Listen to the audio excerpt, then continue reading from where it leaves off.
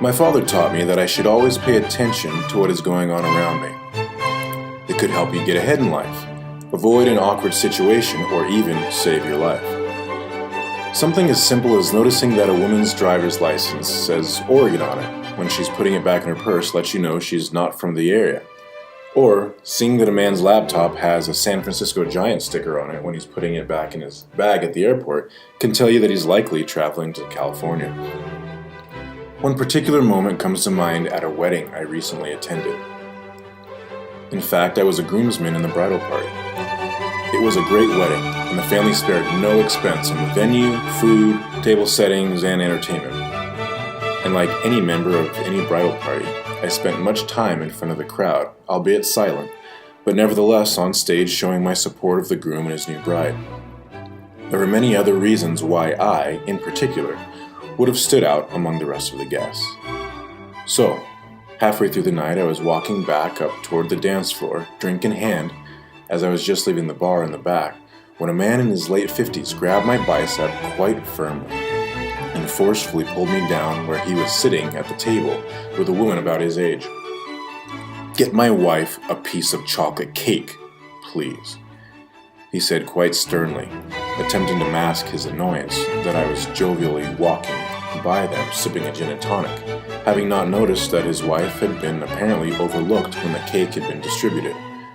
Remembering that I had already eaten my cake quite some time ago, I responded, "Sir, I'd be happy to get your wife a piece of cake. I do know that the chocolate cake had been cut quite some time ago, and there's a chance there may not be any left. If not, would she like some white cake perhaps?" I glanced over at his wife for a moment. "It's okay, I don't need any cake. Honey, let's just go dance," she said. Both our heads turned to the man. "No! Get my wife some cake now. She's waited long enough. Get her chocolate cake, not white cake." "All right, sir, I'll be right back," I said.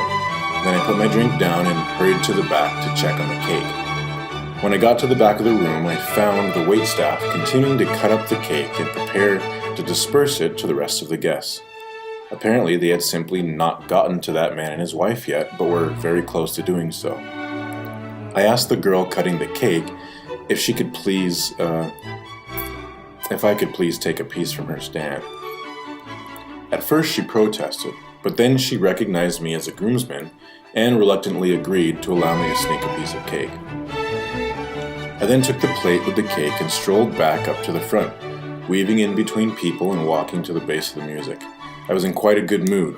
I placed the cake on the table and said, "Here you are, ma'am, one piece of chocolate cake." The man sat back and folded his arms, saying, "Well, thank you very much, it's about time."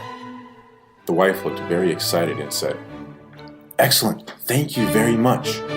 Then she took her eyes off the cake and glanced up at me, intrigued. Now she grabs my other arm, less forcefully than her husband did, and asks, "What's your name?" All the while using her eyes to search over my chest, as if perhaps looking for a name tag. I told her my name.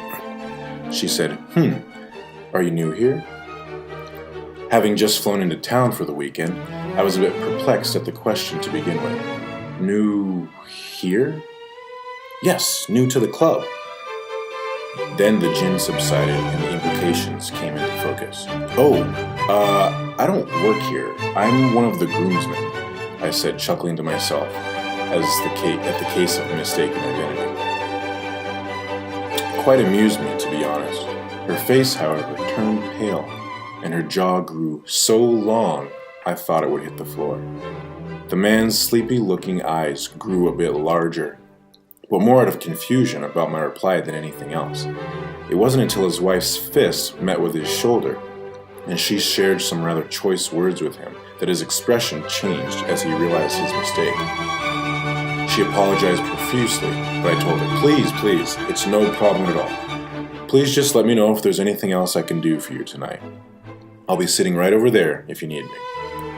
And I pointed over to the head table where I had set my drink down.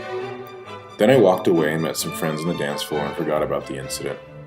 I didn't really mean to mortify them, but I did find the whole incident quite amusing and a good reminder to pay attention.